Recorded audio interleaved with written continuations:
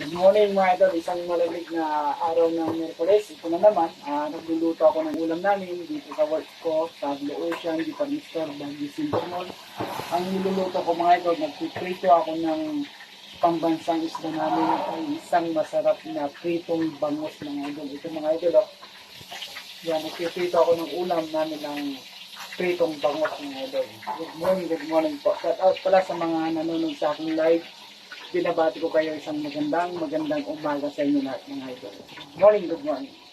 Idol, niluluto ko itong pritong bangus mga idol. Binabad ko sa suka, saka sa kalamansi, nilagyan ko ng paminta, saka nilagyan ko rin ng asin mga idol. Ito yung piniprito ko mga idol.